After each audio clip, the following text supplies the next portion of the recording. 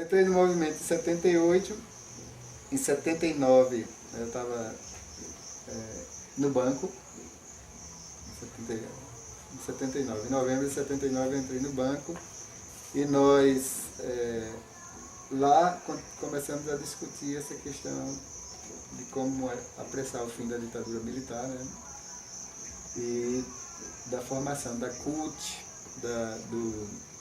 praticamente da CUT e do PT ainda não existia uma discussão concreta, né? Começaram esses enclaves, encontros estaduais de classe trabalhadora, depois teve o CONCLAT, etc. Mas aí já era por dentro do banco. Quando eu comecei no banco, comecei também a conhecer várias pessoas que estavam engajadas no movimento político. Em paralelo a isso, eu estava no movimento negro e acho que a partir de 84 nós passamos a ser Movimento Negro Unificado. Como é que foi essa decisão? Nós conhecemos as pessoas dos outros estados, né? Entramos em contato com pessoas de São Paulo, de Salvador, do Rio de Janeiro, do Rio Grande do Sul, que já tinham sessões de movimento negro lá. Pedimos material informativo, os documentos base do Movimento Negro Unificado. E aí fizemos uma discussão no MNR, que era o Movimento Negro do Recife, de que era muito restrito e essa luta não poderia se travar isoladamente, que a gente precisava ampliar e como já existia um movimento cuja proposta era se unificar nacionalmente, unificando os vários grupos culturais, políticos, etc., na luta pela mudança da estrutura de relações raciais no Brasil. Então a gente entendeu que o melhor caminho era virar uma seção do movimento negro unificado. E aí isso foi uma decisão relativamente fácil, houve praticamente quase unanimidade, né? Na época, a Inaudete, por exemplo, ela não quis permanecer, porque ela entendia que deveria ser outra linha, então saiu. Mas aí o grupo que foi se agregando nesses anos, como Marta Rosa, Adelaide, Josafá, Zé Maria, Fortunato, era muita gente que não consigo lembrar os nomes de todo mundo, mas Heron, foram aparecendo sempre novas pessoas. Chico, um companheiro do Banco do Brasil, que também é do movimento sindical. Essas pessoas entendiam que realmente o caminho era esse, era a gente se articular politicamente e a nível de país, e não a nível local. E o nome MNR, Movimento Negro do Recife, deixava a discussão da questão racial no Estado muito restrita. A gente não conseguiria ampliar tanto, já que era só o Movimento Negro do Recife. Quando começa esse MNR? Esse MNR começa pouco depois, eu acredito que ainda em 80. Pouco depois que a gente resolve não ser mais esse CECERN, Centro de Cultura e Emancipação da Raça Negra, porque se faz uma avaliação toda da história anterior. As discussões, por exemplo, do CECERN eram em casas e a gente queria um espaço mais público e queria também um espaço de reuniões sistemáticas, onde a gente pudesse agregar novas pessoas. Então, na época, a gente passou a se reunir no Diretório Central de Estudantes da Universidade Federal, que era na Rua do Hospício. Esquina com a Boa Vista. Exato. Mas, então, por um momento, vocês se chamavam CECERN. Quando você chega, o nome da organização era CECERN. Ainda era. Depois mudou. Depois foi Movimento Negro do Recife. Durante o Movimento Negro do Recife, que tipo de organização, como é que vocês se organizavam internamente? Que tipo de ações vocês propunham? Olha, nessa época era muito incipiente a discussão da questão racial, certo? Então, a gente viveu uma fase de vários anos de acúmulo de informações. E de construção, o que a gente chama de formação de quadros.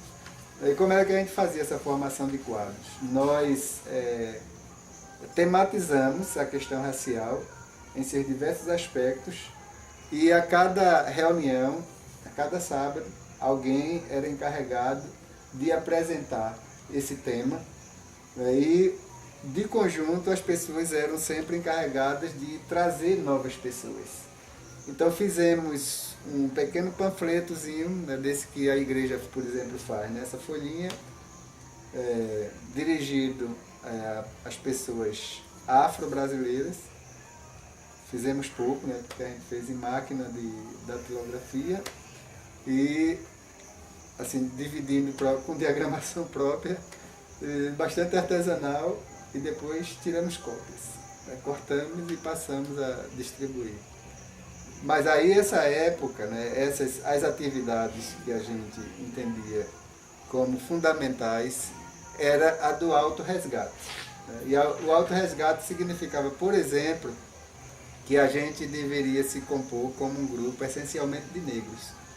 Ou seja, a gente não proibia, mas a gente não via, tá, com entusiasmo a entrada ou a vinda de brancos para as reuniões. Nessa época, né, como tinham vários movimentos em formação ou em ebulição, né, uma época de combate mais ferrenho à ditadura militar, de maiores questionamentos, depois vem essa coisa de retorno de asilados, algumas pessoas que também viveram na África, etc. A gente entendia que para a gente realmente se construir ou se constituir como um referencial, nós tínhamos que primeiro descobrir quem éramos. E aí a gente passou uma fase muito grande em processo que a gente poderia chamar de psicanálise, nos analisando. E aí, nessas análises, claro que a gente fazia um tipo de descarga, né, de todas as situações negativas que cada um de nós, como negros, enfrentava no dia a dia, no local de trabalho, na vizinhança, na cidade, no centro da cidade. Então, nossas reuniões eram divididas assim. Nós tínhamos um tema principal, por exemplo, um país africano, essa questão, o apartheid na África do Sul, para ser apresentado. Ou a situação nos países de língua portuguesa, país africano de língua portuguesa, uma vez Angola, uma vez Moçambique, uma vez Guiné, etc.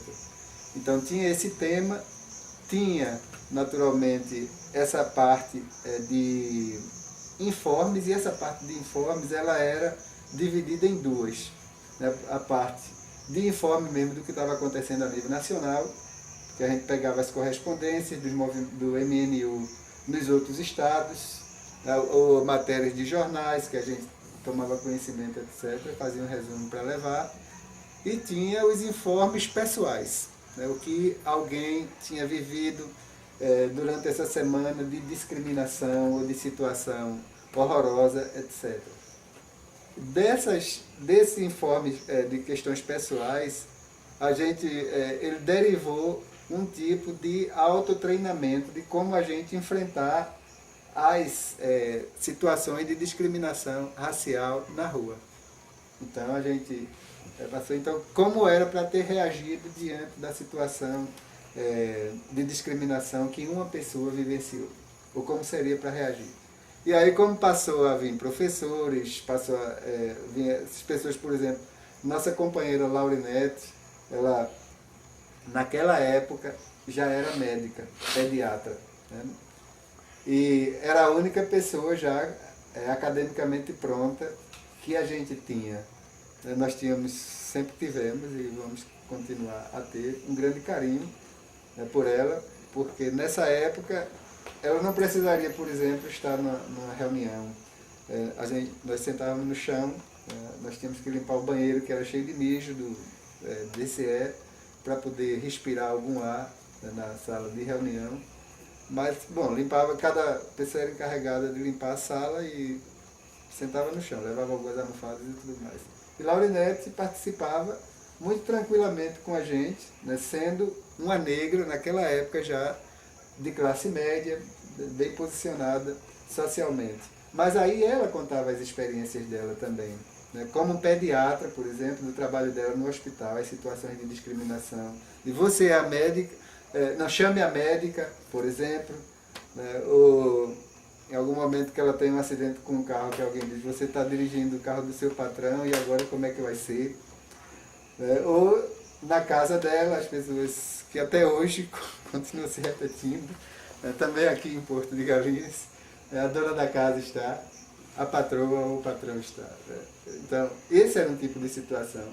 Mas aí tinha situação de pessoas que eram professoras, por exemplo, que enfrentavam, né, com seus alunos negros, como negra, na situação de discriminação entre os alunos e não sabiam como tratar. Né?